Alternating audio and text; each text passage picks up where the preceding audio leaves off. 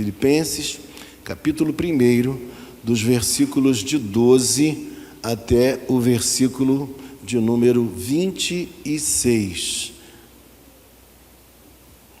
Nesta manhã, nós queremos mostrar, à luz desse texto, como até mesmo as vicissitudes da vida, elas concorrem para os propósitos de Deus e da nossa vida. Então nós queremos falar abordando esta temática, o que fica muito claro no texto que iremos apreciar nesta manhã. Eu vou ler os versículos pares e os irmãos lerão os versos ímpares. Então, mais uma vez, só para a gente poder abrir direitinho, Filipenses, capítulo 1, versículos de 12 até o versículo de número 26. Diz assim a palavra do Senhor: quero ainda, irmãos, cientificar-vos de que as coisas que me aconteceram têm, antes, contribuído para o progresso do Evangelho. De maneira que as minhas cadeias em Cristo se tornaram conhecidas de toda a guarda pretoriana e de todos os demais. E a maioria dos irmãos, estimulados no Senhor por minhas algemas, ousam falar com mais desassombro a palavra de Deus. Alguns efetivamente proclamam a Cristo por inveja e porfia, outros, porém, o fazem de boa vontade. Estes por amor, sabendo que estou incumbido da defesa do Evangelho. Aqueles, contudo, pregam a Cristo por discórdia, insinceramente, julgando suscitar tribulação nas minhas cadeias. Todavia, que importa? Uma vez que Cristo, de qualquer modo, está sendo pregado, quer por pretexto, quer por verdade, também com isto me regozijo, sim, sempre me regozijarei. Porque estou certo de que isto mesmo, pela vossa súplica e pela provisão do Espírito de Jesus Cristo, me redundará em libertação. Segundo a minha ardente expectativa e esperança de que em nada serei envergonhado, antes, com toda a ousadia, como sempre, também agora, será Cristo engrandecido no meu corpo, quer pela vida, quer pela morte. Porquanto, para mim, o viver é Cristo e o morrer é lucro. Entretanto, se o viver na carne traz fruto para o meu trabalho, já não sei o que hei de escolher. Ora, de um e outro lado, estou constrangido, tendo desejo de partir e de cumprir, o que é incomparavelmente melhor. Mas, por vossa causa, é mais necessário permanecer na carne. E convencido disto, estou certo de que ficarei e permanecerei com todos vós, para o vosso progresso e gozo na fé. Todos juntos, a fim de que aumente quanto a mim o motivo de vos gloriardes em Cristo Jesus, pela minha presença de novo convosco. Vamos orar. Senhor Deus, queremos te agradecer pela tua palavra, por este momento aqui, Pai, que temos a oportunidade de expor, ó Deus, esse texto tão lindo, tão precioso, Pai, e que, por certo, há de tocar o nosso coração, de nos instruir nesta manhã. Obrigado, Senhor Deus, pelos dízimos, pelas ofertas, pelas leituras bíblicas, pelas orações e pelos cânticos, Pai, porque, ó Deus, o culto que ora te prestamos é um culto para o louvor, para a honra e para a glória do teu próprio nome. Te oramos assim, em um nome santo de Jesus Cristo, o teu Filho amado. Amém. Irmãos queridos, nós estamos expondo Filipenses, uma carta muito preciosa, uma carta que ela é conhecida como a Epístola da Alegria, uma carta que é conhecida como a Epístola da Alegria. E como eu sempre costumo dizer, o que é mais interessante é que esta carta, ela foi escrita por alguém que estava não numa festa, não num show, não numa comemoração de um aniversário, mas a carta que nós temos à nossa frente, ela foi escrita por alguém que estava preso, por alguém que estava detido e estava preso não por ter cometido algum crime, vamos dizer assim, mas alguém que estava preso porque pregava o Evangelho, porque tinha um compromisso profundo com Cristo e por conta disso ele anunciava a boa notícia de que Jesus Cristo veio a este mundo, viveu entre nós, sofreu em nosso lugar, foi martirizado e depois ressuscitou e na sequência subiu aos céus. Ele reina, Ele é glorificado.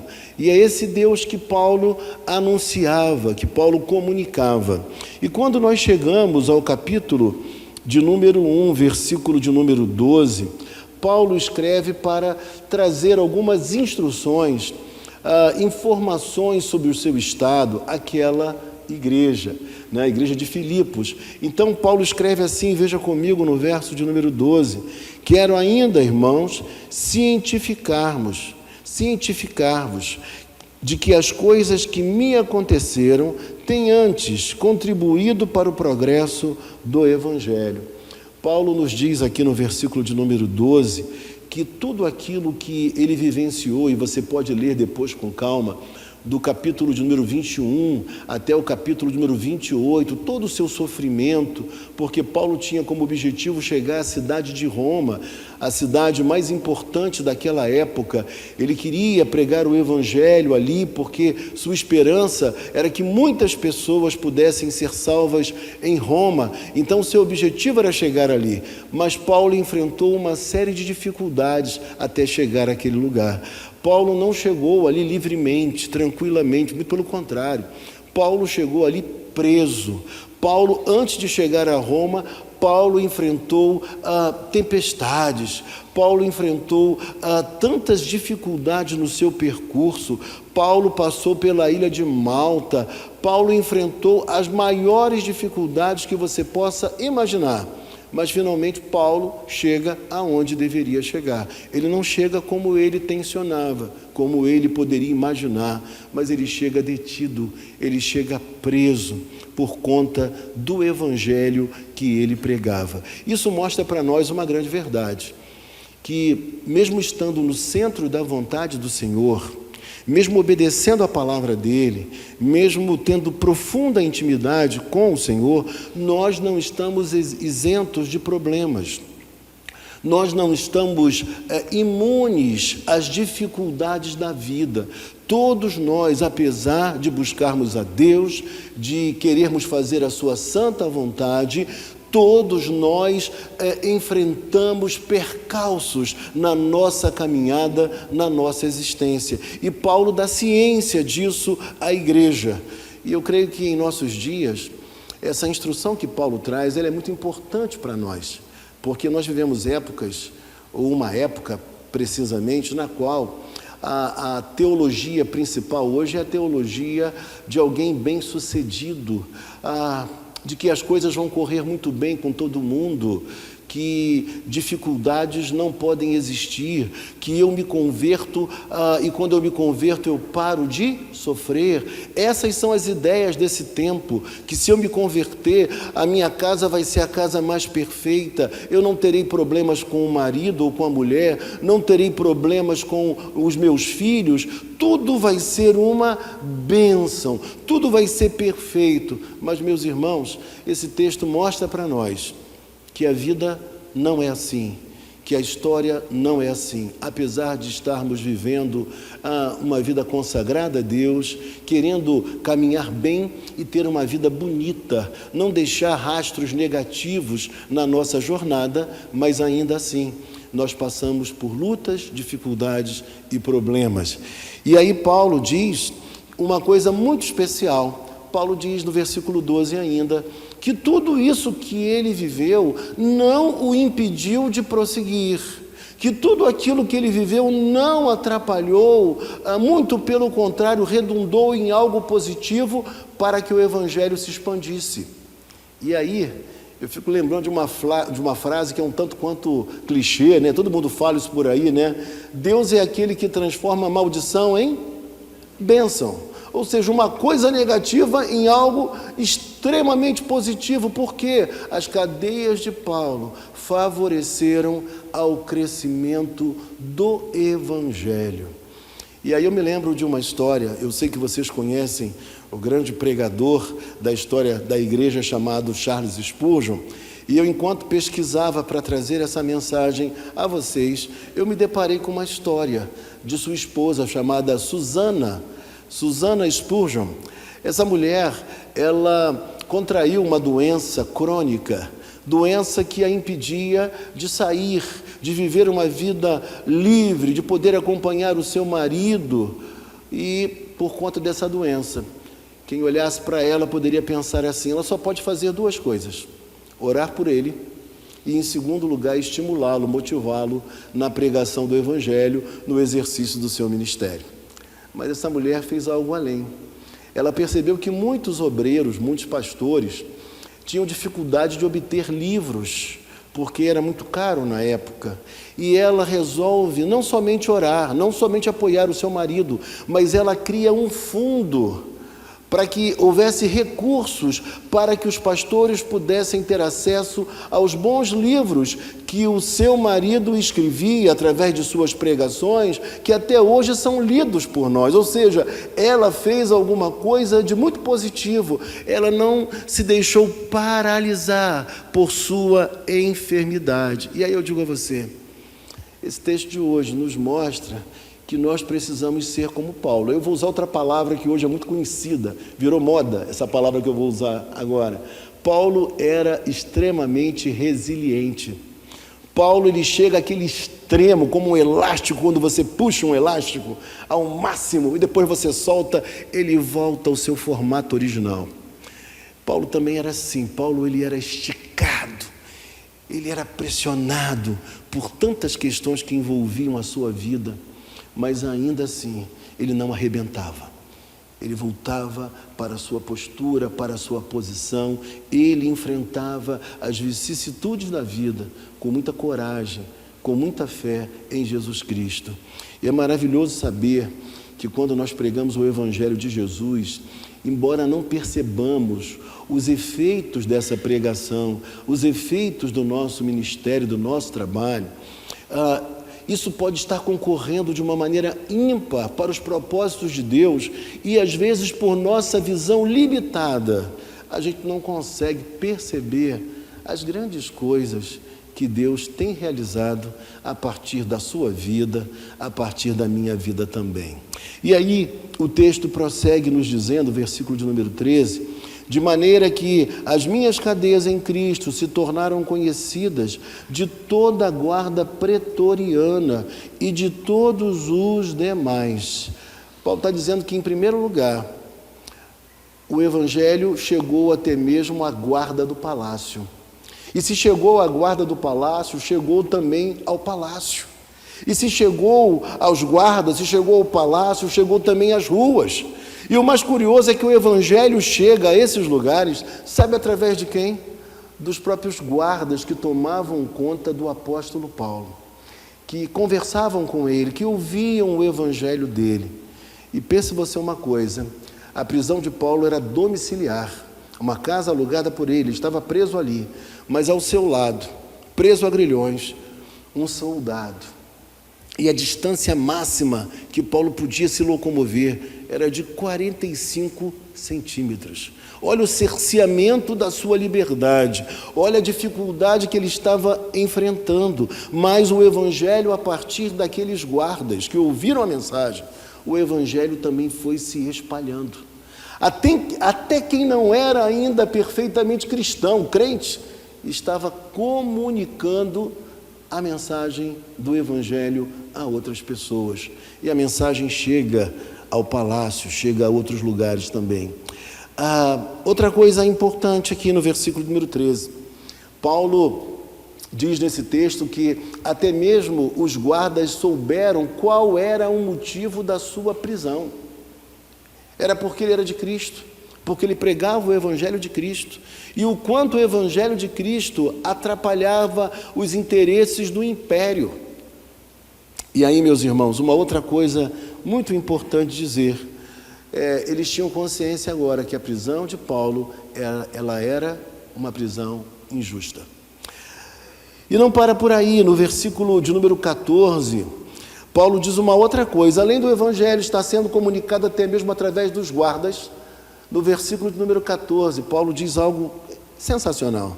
Paulo diz assim a nós: e a maioria dos irmãos, estimulados no Senhor por minhas algemas, olha que coisa interessante, ousam falar com mais desassombro a palavra de Deus.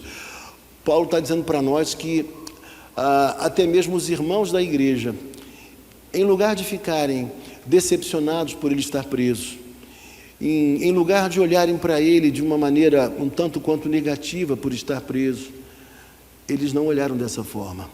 Agora cresceu o desejo por comunicar o evangelho. Eles agora estão desejosos de falar para as pessoas sem nem mesmo temer a possível prisão por pregar o evangelho. Eles pregam o evangelho agora com muita coragem, porque ainda que fossem presos, o que importa? O nosso líder, Paulo, também está preso por amor a Cristo e por pregar o evangelho. Eles não tinham receio. E alguém escreveu que a perseguição que a igreja sofre em dados momentos, ela tem um caráter positivo, porque quando a igreja sofre perseguição, parece que os membros tomam mais coragem de falar do amor de Cristo para as pessoas. Parece que a tranquilidade dos nossos dias, aqui no Brasil, por exemplo, parece que a nossa vida mais ou menos tranquila, não nos faltando nada, não sendo nós impedidos de pregar o evangelho, isso nos deixa muito calminhos e a gente fica um tanto quanto silente em lugar de comunicar o evangelho de Jesus Cristo. Só que as pessoas continuam a precisar da pregação dessa mensagem, as pessoas continuam precisando ouvir o evangelho, e esse tempo é um tempo favorável para que as pessoas cheguem ao conhecimento de Jesus Cristo. As pessoas continuam enganadas, achando que a solução dos seus problemas se encontra, de repente, numa vida mais próspera, na realização de todos os seus sonhos, na conquista do amor da sua vida, numa prosperidade material. Mas eu digo para você, nesta manhã, a nossa felicidade, a razão de ser do nosso existir, está na pessoa de Jesus Cristo. E essa mensagem, ela confronta o estilo de vida das pessoas daquela época e também confronta o estilo de vida das pessoas do nosso tempo. Jesus Cristo é o único que pode transformar o nosso coração e trazer real sentido à nossa existência. E aí, depois de Paulo falar que os guardas estavam levando a mensagem também, depois de falar que os irmãos da igreja estavam comunicando também o evangelho agora sem medo, sem temor, sem receio algum, agora Paulo vai nos dizer, no versículo de número 15, algo muito interessante que as pessoas às vezes interpretam de maneira equivocada. Veja comigo o versículo 15, a palavra nos diz assim: alguns efetivamente proclamam a Cristo por inveja e porfia, outros, porém, o fazem de boa vontade. Eu costumo dizer que a boa espiritualidade, ela é um tripé. Imagine um tripé. Primeira haste desse tripé, primeiro alicerce, a primeira haste que nós temos ali, é a chamada ortodoxia. Se você quer ter uma boa espiritualidade, você precisa aprender o que é correto. Então, ter uma doutrina reta, correta. A segunda questão para uma boa espiritualidade seria nós termos práticas corretas na nossa espiritualidade. Existem pessoas que têm uma doutrina correta, mas têm uma prática incorreta no seu dia a dia. Elas sabem o que é certo, mas elas não praticam o que é certo. Então eu diria para você que a boa espiritualidade envolve ortodoxia, mas também ela também envolve ortopraxia, ou seja, prática correta. Mas aqui no texto o que nós vemos é que algumas pessoas estavam pregando o evangelho sem a chamada ortopatia. O que é isso? sem os sentimentos corretos, sem as motivações corretas no exercício da sua fé. Você pode fazer diversas coisas para Deus, você pode dedicar a sua vida a Deus, mas se as motivações, aquilo que te move, aquilo que te impulsiona, não for algo que seja proveniente de um coração que ama a Deus, que tem boas intenções, de nada isso adianta. Portanto, a boa espiritualidade envolve doutrina correta, ela envolve prática correta, mas também envolve motivações corretas. Existem pessoas que hoje se voltam para o Evangelho apenas porque ouviram uma mensagem que Jesus Cristo traz riqueza, que Jesus Cristo, ele faz coisas maravilhosas na nossa vida, cura enfermidades. Mas essa não deve ser a motivação central. Existem pessoas que pregam o Evangelho porque pensam que, como pastores, terão uma vida financeira tranquila, abastada, terão todas as coisas necessárias para viver uma vida como rico. E essa não deve ser a nossa motivação ao pregar o Evangelho. Mas sabemos que algumas pessoas fazem assim. E Paulo, aqui no versículo de número 15, ele diz assim: alguns efetivamente proclamam a Cristo por inveja e porfia. Ou seja, pessoas estão pregando o Evangelho, pregavam naquela época, assim como pregam hoje também, com motivações tremendamente equivocadas, visando divisão, visando trazer fratura no corpo de Cristo. Essa é a motivação de muitas pessoas, e Paulo diz, essa motivação está errada. E o que é mais curioso, mais doloroso para Paulo, embora Paulo nunca tenha se lastimado por isso, Paulo não tinha, como se diz hoje, mimimi, Paulo não vivia reclamando de todas as coisas, Paulo não tinha esse hábito. Paulo era alguém de coragem, de confiança em Deus, não tinha mimimi. Não era alguém frágilzinho, mas Paulo, ele percebia que as pessoas que faziam assim, elas estavam tentando trazer sobre ele ainda mais sofrimento, ainda mais dor, porque ele estava preso. E o que é mais curioso é que quando as pessoas têm inveja de nós podemos até estar no momento adverso da nossa vida e da nossa história, mas ainda assim a gente incomoda. Ainda assim, a gente suscita a ira, a raiva, o ciúme, a inveja de outras pessoas, mesmo nós num estado de fragilidade. Olha que loucura é a existência humana, olha como uma coisa é tão complexa para nós entendermos. E Paulo preso, Paulo fragilizado num certo sentido, Paulo está vivendo um momento assim, onde algumas pessoas pregavam o Evangelho em Roma, mas estavam pregando o Evangelho com uma motivação completamente equivocada. E Paulo conta isso para a igreja de Filipos. Em Roma está acontecendo assim. E aí o texto prossegue a nos dizer ainda: outros, porém, o fazem de boa vontade. O que significa dizer? Com a motivação correta. Com a motivação correta. Se eu limpo o banco da igreja, eu devo fazer isso para a glória de Deus, por amor a Cristo. Se eu prego o Evangelho, eu devo fazer isso por amor a Cristo. Se eu pego um copo d'água para o pastor poder beber na hora da pregação, eu devo fazer isso com a melhor das motivações, para glorificar a Cristo. Claro que de uma certa maneira eu estou servindo a pessoas. Poderia ser o pastor Carlos Henrique, poderia ser o pastor João, Cláudio, Paulo, mas eu estou fazendo para glorificar e por amor a Jesus Cristo. Essa é a motivação correta, como eu devo me portar e como eu devo me comportar. E aí Paulo explica no verso 16, estes, porém, sabendo que estou incumbido da defesa do Evangelho, aqueles, contudo, pregam a Cristo por discórdia, insinceramente, julgando suscitar tribulações nas minhas cadeias. Talvez você não esteja preso como Paulo, talvez você não esteja encarcerado como ele, mas talvez você diga assim: gente, como é difícil lidar com o ser humano. Eu tenho vivido com pessoas que sentem uma inveja profunda de mim. Eu convivo com pessoas que torcem contra mim. Eu vivo com pessoas e convivo com pessoas que me sabotam. Eu vivo essa realidade no dia a dia da minha vida.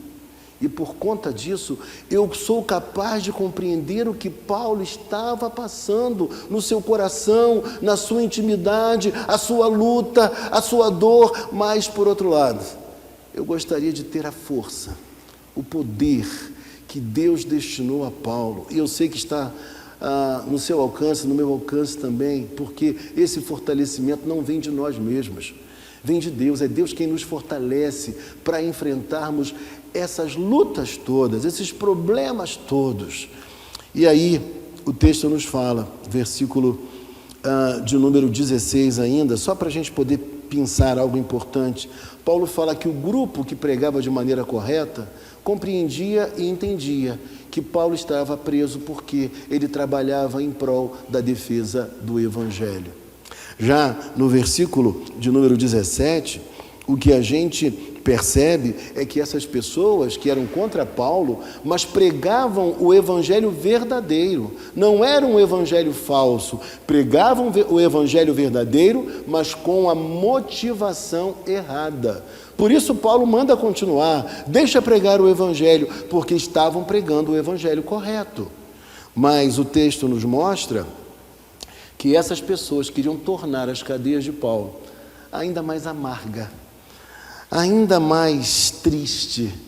Queriam ver Paulo para baixo, sofrendo ainda mais. Além de estar encarcerado, Paulo vivendo momentos de maior amargura, maior tristeza.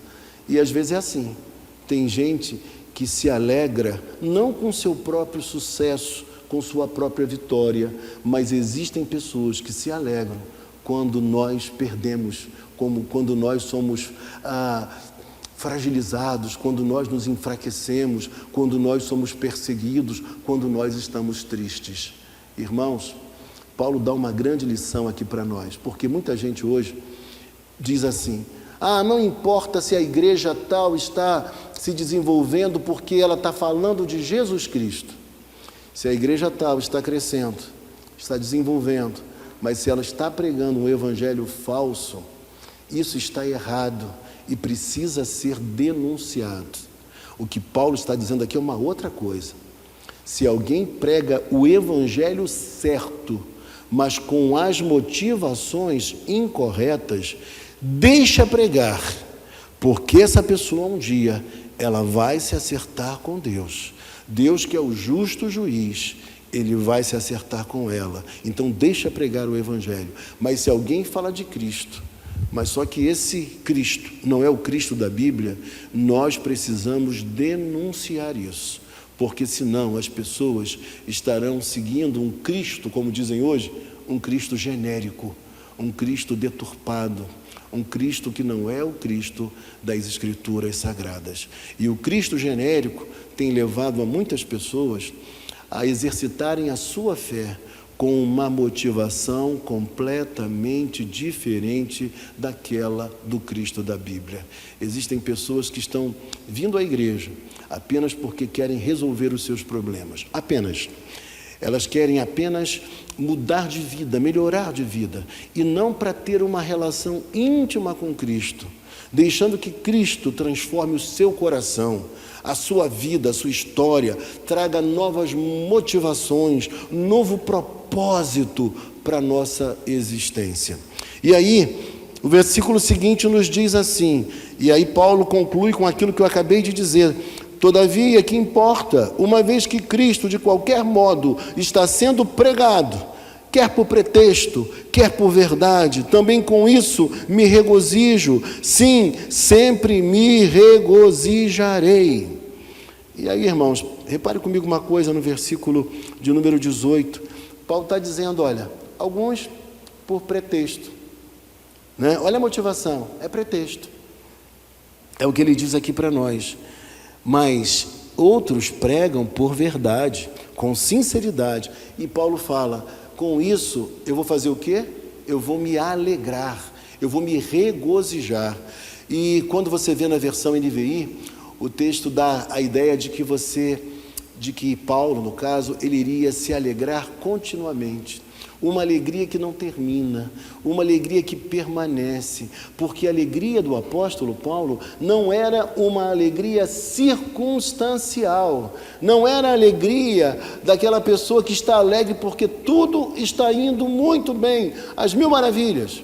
Mas para Paulo, a alegria era ter Cristo, era ter conhecido Cristo, era ter o privilégio de pregar o evangelho dele, passar o que fosse necessário, mas ser fiel ao seu chamamento. Esse era o grande propósito de Paulo. Paulo queria isso para a vida dele.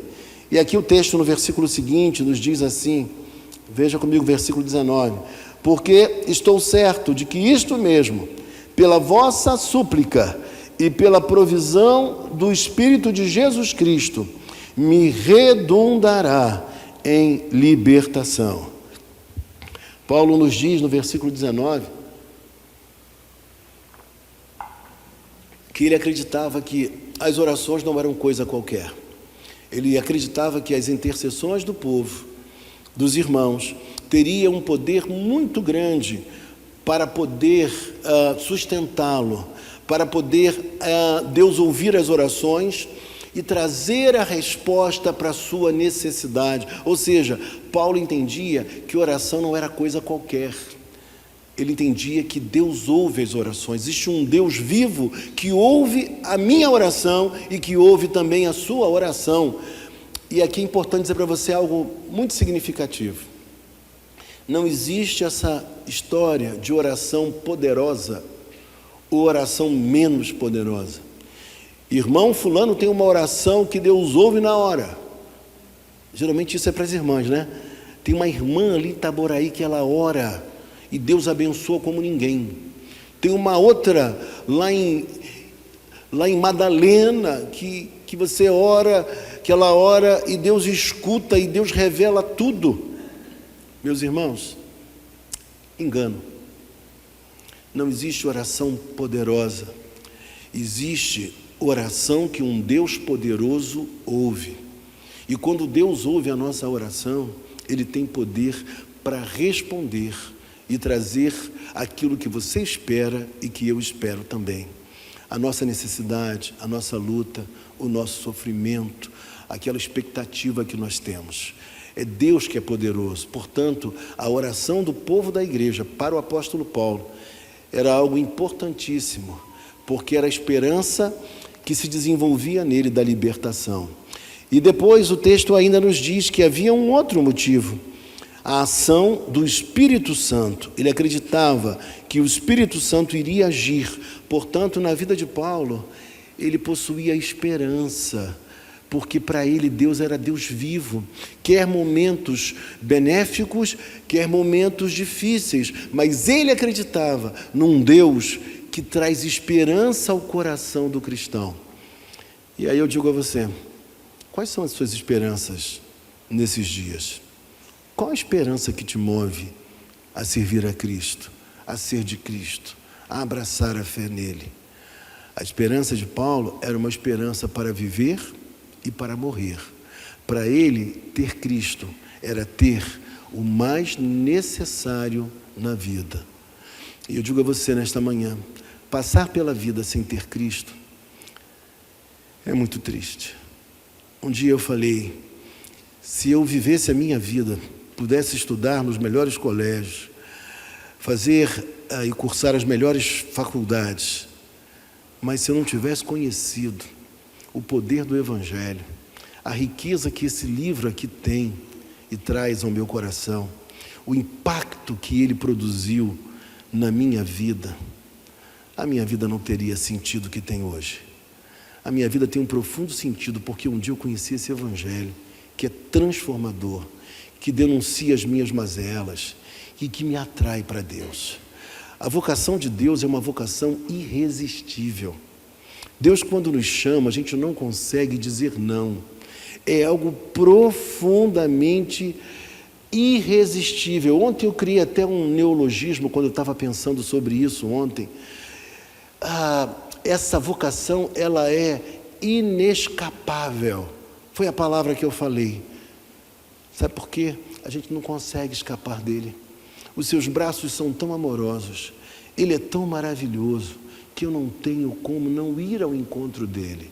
A vocação de Deus para a sua vida e para a minha vida, e aconteceu isso com o apóstolo Paulo, ele é como um imã que te atrai, que te puxa numa determinada direção, por mais que você busque um outro caminho, como fez, por exemplo, Jonas.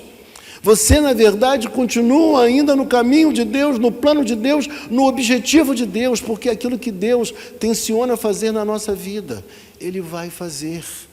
A gente não consegue escapar dele. E é maravilhoso quando a gente o encontra. Paulo foi movido por esse imã de Deus. Ele foi sugado, puxado para os propósitos de Deus. E isso foi maravilhoso na sua vida. E aí o versículo de número 20 nos diz assim: segundo a minha ardente expectativa e esperança de que em nada serei envergonhado, antes com toda a ousadia, como sempre, também agora, será Cristo engrandecido no meu corpo, quer pela vida, quer pela morte. Pense comigo uma coisa: como Cristo pode ser engrandecido? Ele já é absoluto, Ele é o Todo-Poderoso, Ele é grandioso. Como Cristo pode ser engrandecido? Será que o ser humano tem a condição de engrandecer a Deus? E se tem, de que forma ele engrandece a Deus? O apóstolo Paulo primeiramente fala que nós podemos engrandecê-lo no meu corpo. E como o seu corpo pode ser utilizado para engrandecer a Deus? Quando ele glorifica a Deus. Quando os seus braços são usados para o serviço do Senhor. Quando você, na verdade, usa os seus lábios para proclamar o Evangelho de Jesus Cristo. Quando os seus joelhos se dobram para você orar por uma pessoa que está num problema gravíssimo, num grande problema. Ele é engrandecido quando nós temos uma vida na qual nós carregamos em nossos próprios ombros os fardos dos nossos irmãos. Quando a nossa vida é tão dedicada a Deus, que a gente é capaz de carregar o peso, de carregar o fardo, a tristeza, o dissabor de um irmão querido, de uma irmã querida. Quando agimos assim, o Senhor é glorificado em nosso corpo. Dessa forma, sim, o seu nome é exaltado. E ele fala, quer pela vida, quer pela morte. O apóstolo João viveu até os seus últimos dias bem idoso, quando na verdade ele vem a óbito, vem a falecer. Morreu muito idoso o apóstolo João, o autor do Apocalipse. Mas o apóstolo Paulo teve uma outra morte. O apóstolo Paulo foi decapitado por amor ao Evangelho de Cristo.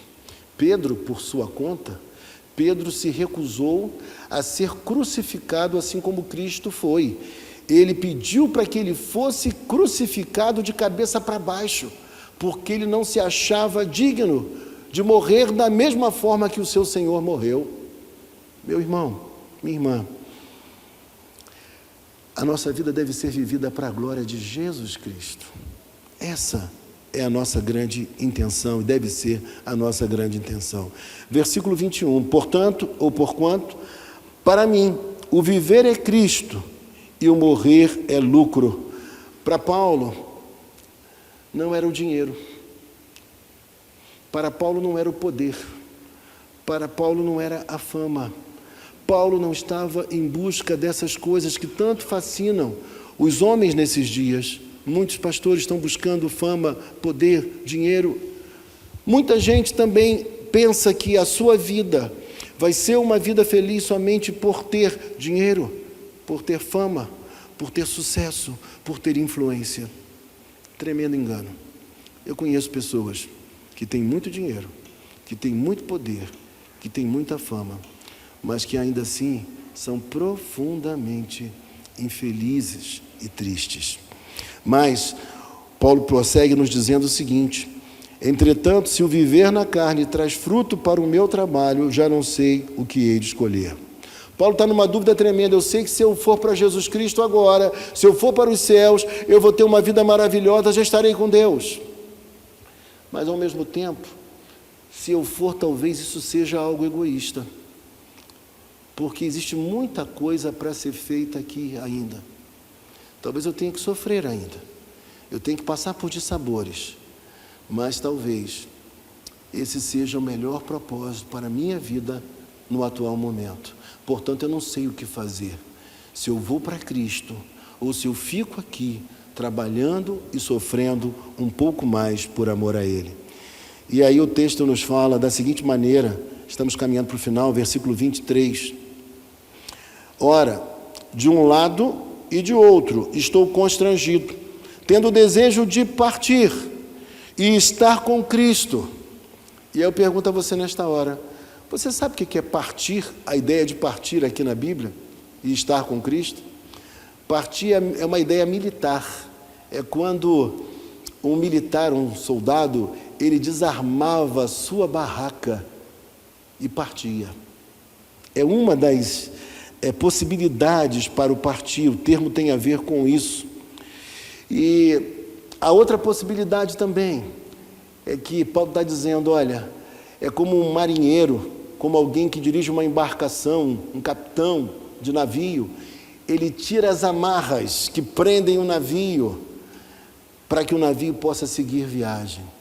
Paulo está dizendo aqui, olha, versículo 23, ora, de um lado e de outro lado estou constrangido, tendo desejo de partir e estar com Cristo. Quem está com Cristo não está no sono da alma, não. Não existe essa história do sono da alma. Quem parte, quem morre, já está com Cristo imediatamente, não vai estar dormindo, vai estar em gozo. E aí o texto diz mais, o que é incomparavelmente melhor. Não pense você que a morte será o fim de tudo, não pense você que a vida no além será uma vida sem graça, será uma vida produtiva, uma vida maravilhosa. E no versículo 24 ele diz, mas por vossa causa é mais necessário permanecer na carne. Gente, pense comigo uma coisa, quando alguém é tão abnegado no seu propósito de servir a Deus, que ele é capaz de preferir viver uma vida difícil, sendo açoitado, sendo preso, sendo expulso de cidades, como Paulo foi, porque isso redunda em algo positivo para Deus. Eu sei que essa mensagem ela é muito difícil para os nossos dias, porque nós somos homens do século 21, homens e mulheres do século 21. Nós estamos muito preocupados com as nossas demandas imediatas, por aquilo que te aflige agora e me aflige agora. Essa é a maneira da gente pensar, nós somos imediatistas. Mas Paulo está dizendo para nós que a grande razão de viver, e essa razão vai proporcionar finalmente felicidade e alegria a nós, é quando nós entendermos que nós devemos viver para cumprir o propósito de Deus na nossa vida, ainda que seja passando por dor, ainda que seja passando por sofrimento, mas é assim que nós devemos viver a nossa vida, sabendo que o nome de Cristo está sendo glorificado por nós. E aí, eu fico lembrando de pessoas que aparentemente não tiveram uma vida muito apreciável. Eu conheci uma mulher que ela fazia quentinhas e fornecia as quentinhas, e os filhos adolescentes, uma vida muito difícil financeiramente, os filhos entregavam as quentinhas, não tiveram privilégios. E hoje, irmãos, os 3 filhos daquela senhora, todos os 3 estão levando uma vida muito equilibrada em termos profissionais, em termos financeiros, em termos intelectuais, ou seja, em todos os âmbitos da vida, aquela família cresceu e se desenvolveu. E aí, alguém que olhasse para ela poderia dizer, que vida triste. A mulher fornece quentinhas e os filhos adolescentes, pequeninos ainda, um era pré-adolescente na época, Eles vão entregar quentinhas. Que vida horrível! Irmãos, mas eu digo a você, aquela mulher serviu para mim como um grande testemunho de alguém que tem vida bonita, de alguém que deixou um legado. Quando eu lembro dela, eu lembro de maneira profundamente positiva. Nós que, infelizmente, pela nossa visão apequenada, natural às vezes, nós não conseguimos perceber a grandeza que há no sofrimento, na luta, na dificuldade, no enfrentamento desses momentos mais difíceis da vida. Lembra da história da Susan Wesley? Uma mulher com uma doença crônica, mas nem isso a paralisou. Ela criou uma alternativa para fazer alguma coisa em prol do reino, para apoiar o seu marido, para que a obra de Deus pudesse caminhar e fluir. Você pensa que as pessoas não estão te observando? Mas elas estão te observando. Os nossos vizinhos, quem mora ao nosso lado, quem observa a gente entrando num comércio e outro para comprar alguma coisa, eles estão olhando para nós. E a nossa vida está sendo um testemunho para eles. Quando eles descobrem que nós somos cristãos, que nós temos a vida que temos, passamos pelo que passamos para criar um filho, para ter uma família equilibrada. E essas pessoas acabam entendendo que o que nos move é justamente Jesus Cristo, que é essa nova vida que nós temos. Eu quero, nesta manhã, estimular a você a continuar na sua jornada, a enfrentar as dificuldades, a não olhar como as pessoas naturais olham, a não ter uma percepção apequenada da vida, mas compreender os propósitos pelos quais Deus está te chamando e aquilo que Deus deseja fazer na sua vida e na minha vida também. E Paulo diz assim, versículo 25, e convencido disto, estou certo que ficarei e permanecerei com todos vós, para o vosso progresso e gozo da fé. Paulo está dizendo que ele queria ficar para instruir, para encorajar, para ensinar, para apoiar aqueles irmãos. Por conta disso ele queria viver, para poder servir mais aquela comunidade de irmãos que tanto precisava de ouvir o Evangelho. E essa palavra progresso aqui, na língua original, ela tem a ver com você fazendo um esforço para frente. Imagine você, por exemplo, alguém que está correndo uma maratona. Vocês já repararam que quando vai chegando na faixa final da corrida, o que os corredores fazem? Eles se esticam, não é assim? Porque eles podem perder a corrida por um pouquinho, por uma cabeça, e eles se esticam. Ele está dizendo que o trabalho dele era um trabalho assim, era um trabalho que visava o progresso, o crescimento, a expansão de toda a igreja. E para finalizar, versículo 26, a fim de que aumente, quanto a mim, o motivo de vos gloriardes em Cristo Jesus, pela minha presença de novo convosco. Nesta manhã, eu quero orar por você agora, nesse momento final. E eu queria pedir a Deus pela sua vida. Você que chegou aqui, de repente pensando assim, eu estou muito distante de ser como Paulo agiu aí, no texto. Eu estou enfrentando momentos difíceis, mas eu perdi a esperança. Eu não estou conseguindo ver em que o meu sofrimento pode redundar em algo positivo para Deus. Eu quero orar por você, que precisa nesta manhã de tomar uma decisão ao lado de Cristo. Você que de repente tem tido tudo, mas aparentemente não tem tido nada. Você que tem todas as coisas, mas não tem o principal. Eu quero orar por você também, que já é crente, mas que de repente está fazendo a obra de Deus, não com as melhores motivações, mas está talvez com pretexto, talvez está visando alguma outra coisa qualquer. A motivação não seja a melhor motivação. Eu quero orar por você também nesta hora. Eu quero orar por você que está com um grande problema. E eu quero lembrar que Paulo entendia que a oração e que a ação do Espírito Santo teriam poder para que ele pudesse ser libertado das cadeias. Talvez as suas cadeias não sejam físicas, talvez elas sejam emocionais, talvez elas sejam relacionais, talvez suas cadeias sejam espirituais. Eu quero orar por você nesta hora. Feche os seus olhos onde você está, curve a sua fronte e oremos ao Pai. Senhor, nosso Deus e nosso Pai, eu quero orar por nossos irmãos que estão aqui nesta manhã, Pai, e que nesta manhã vieram buscar, ó Deus, neste lugar, a Tua palavra, ouvir o que o Senhor teria a dizer a elas. E eu quero pedir ao Senhor, Pai, que venha, ó Deus, atuar no coração para que elas entendam, Pai, e compreendam a riqueza do Seu chamamento. Que a mensagem de Jesus Cristo possa ser de fato confrontadora e ao mesmo tempo despertadora, Pai, ó Deus, de um novo limiar de vida, Pai, de um novo começo de existência. Que o Senhor possa tocar no coração ou nos corações, remover a tristeza, Pai, tirar a amargura, Pai, ó Deus, perdoar os pecados, Pai.